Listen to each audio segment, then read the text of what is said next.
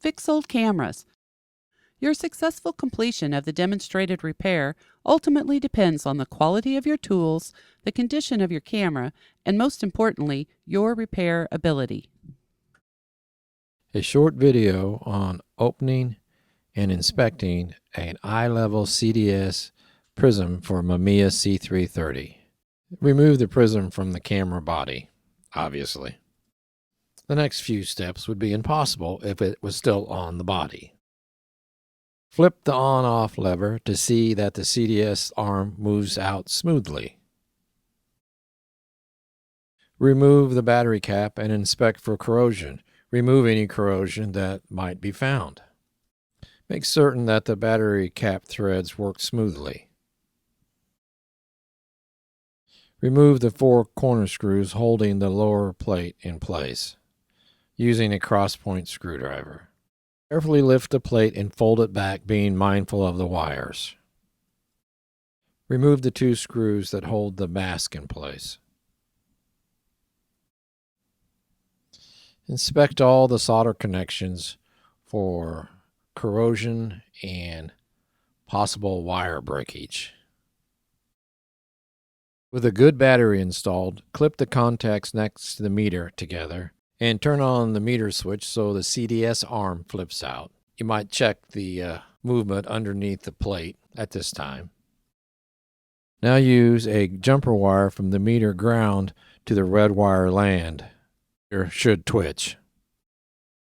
To disassemble the guide dial, begin by removing the center thumb screw.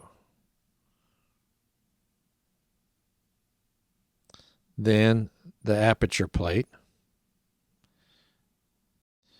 Note the click stop adhered to the plate. It could be easily lost. Remove the 2 screws holding the ISO ASA plate. Lift the plate free. There's a little washer. Remember that. And then the shutter speed aperture plate.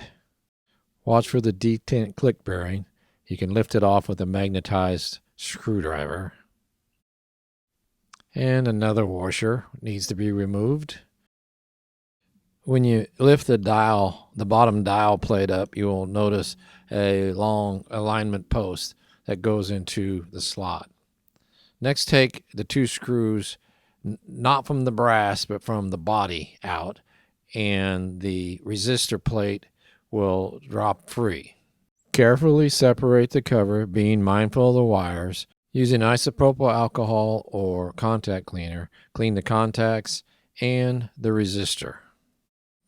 The adjustments for the light meter can be accessed by peeling back the leatherette on the prism. Take careful notes when changing the position of the adjustments and test the meter throughout its entire range of light conditions.